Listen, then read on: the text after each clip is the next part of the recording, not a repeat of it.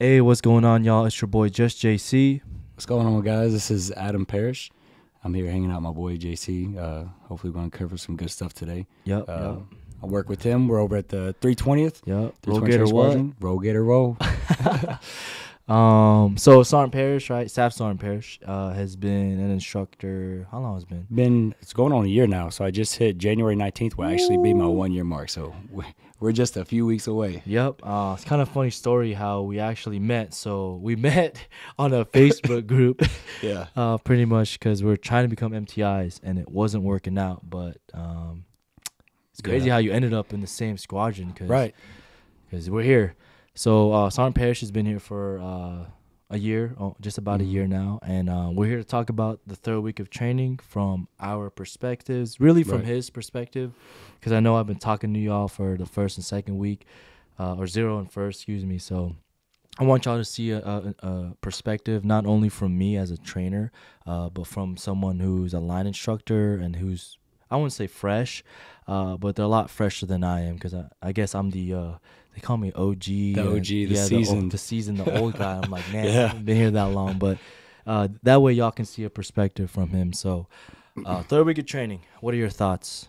Oh, especially from you, because, you know, Third week of training it's crazy because you really start, third week of training, we're getting into more advanced drill. Yeah. We're getting into we're getting into columns, halted, marching. We're getting into a lot of stuff.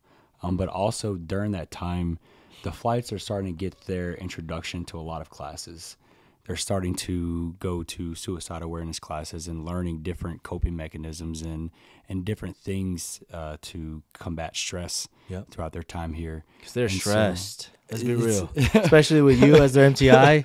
Look, they're hitting their life. It's definitely, it is a stressful environment, you know, for a lot of people, because they're coming. Some people have never dealt with stress before. No. You know, they've never dealt with the level of intensity. Never got yelled at. Yeah, some of them have never been yelled at. And that's some of the things that I know when he's actually one of the individuals that I look to as a mentor when it comes time to handling training interactions. And like he said, like we started talking on Facebook a couple years ago, trying to get down here. And then I remember when I actually got down here and I was preing one day and I came to your flight office and I see him in his, you know, natural environment and he's just like killing it. And I was like, a lot different. This is what I want to be. Yeah. This is definitely it. But yeah, there's stressors for them, but there's also stressors for us too. Yeah. You know, as instructors, because whenever they're in these classrooms, we're trying to make sure that we're finding the right time to teach the right lessons to them, because it's all about time management. Yes. There's so much time management that's going on. You got to find the most effective lessons in those effective times. Thankfully, we got the WOS that lays everything the schedule, out, which is our weekly activity schedule, which lays out every single thing that needs to be accomplished every single day. And you kind of hit on it too, time management.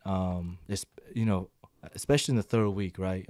Or like even thinking about prior to becoming an MTI, how would you say your time management is now versus Sergeant Parish of a year and a half ago? Oh man, way different. Before I came here, I was actually a NCYC of plans and programs on a group staff level, and I thought that I had it figured out. Yeah. I ran 10 different programs. Yep. I was always all over the place on base. And then I got here and I was like, there's so much that's going on. I have no idea. Literally thousand things. I have no idea what's going on. And when I started, I was terrified. Yeah. I was terrified in those weak moments. I was like, I have so much, as we call it, white space or blank space. And we're like, man, what do I do? But that really isn't blank space. There's not. It's time to do other things. It's time for you to get ahead. Yes. So thinking about that, right, in the third week of training, what are some things that, you know, you talked about your struggles as an instructor. What are some things that you struggle with, and how do you utilize your time?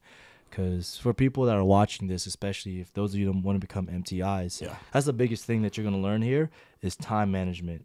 Literally a second as an MTI or in BMT is a second is literally everything. A second is like a minute, and a minute's like an hour, and it just stretches on. Yeah. Time management was hard for me in the beginning. Yeah. Because I thought I had it figured out. Yep.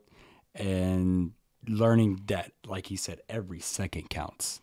60 seconds in BMT is basically 6 hours. It's crazy. Yeah. But one of the things that I learned to do was to start looking ahead, as far as what's going to be accomplished later, not necessarily in the third week of training, but what's going to be accomplished in the fourth week of training. Yeah. And start trying to get a head up on things, getting a leg up on things, and making sure that I'm not worrying about it. Yeah. I'm not worrying about that white space, because I know that I'm going to go ahead and use that opportunity to set myself up for later. Yeah. Not just set myself up, but set up my tap out and my entire team. So time management, right? You're trying to set yourself up for the future, really, because if you're not ahead, and once you fall behind, it kind of cascades into a mess. It really does. Yeah. And one thing I learned too is you can have a plan for the day. Oh yeah. 9 times out of 10, it's not going to go out that Yep. way. But being able to have a plan first off Yeah. is going to help you out. Absolutely. But like he said, things don't always go as planned. And Yeah. so you're going to have to be able to go ahead and adapt on the fly. But if you're reading ahead and you know what's needing to get accomplished in the week, it'll be really easy for you to start prioritizing and figuring out what needs to get done today. So regarding the third week of training, so you're almost at you're really in the halfway point. Yeah.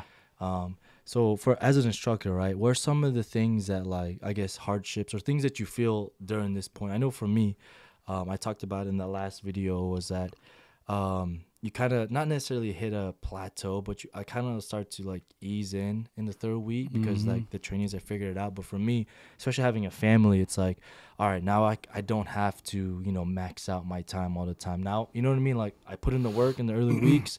Now I can start doing some of the things that I normally would do that I didn't have the chance to do. Right. So what are those experiences for you in the third week?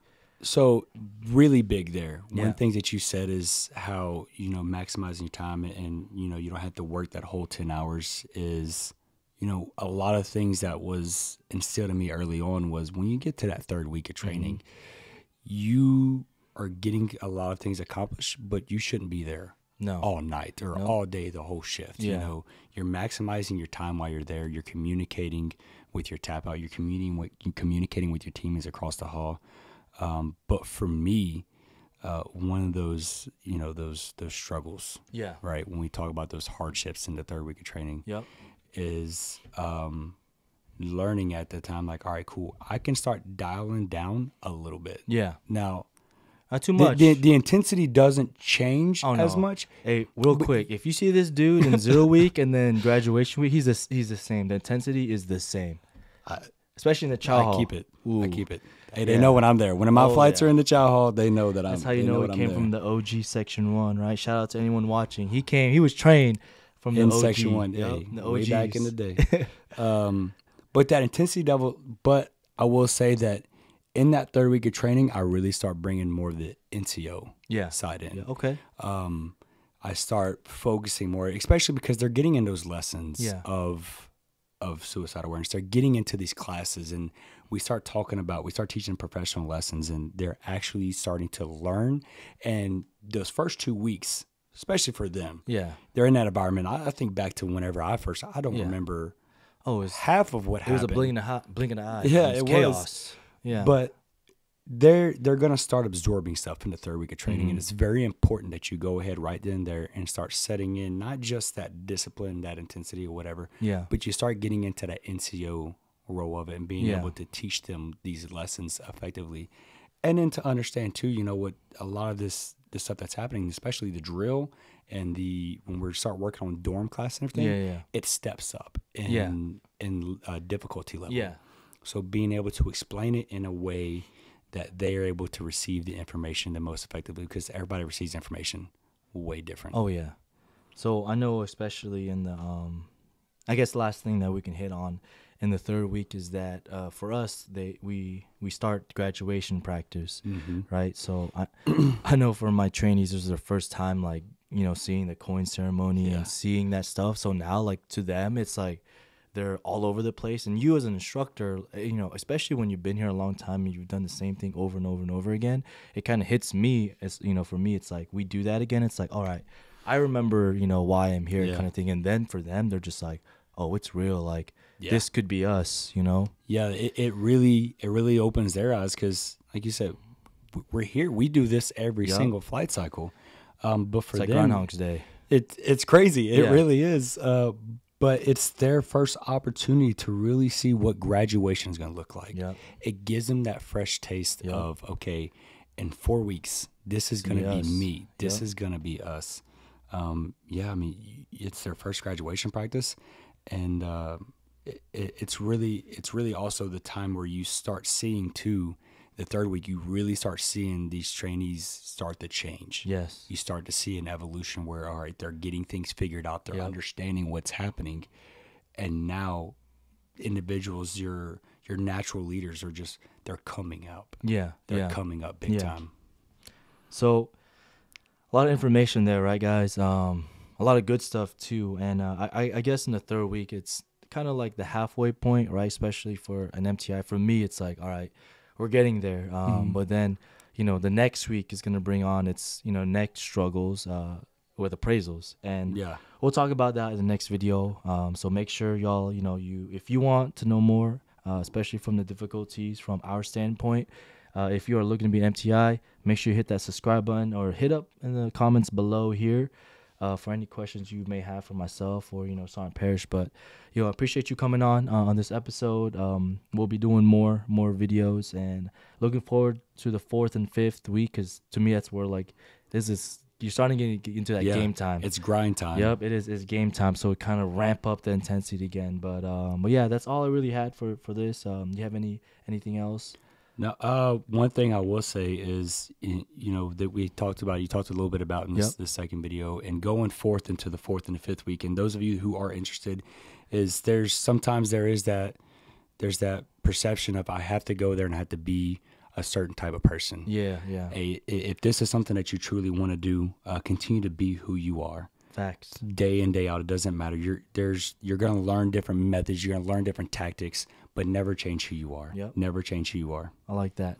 But yeah, appreciate y'all watching. If y'all have any questions, hit it up below in the comments. We'll go ahead. If Parish is fine, put his IG handle there. He doesn't remember it. Yeah, we'll drop it in at the end of this. He doesn't remember it, so I'll plug it into the YouTube video. But yep, make sure y'all hit that like, comment below, hit that subscribe so you don't miss next week. Appreciate y'all watching, and we'll see you in the next one. Have a good one, y'all.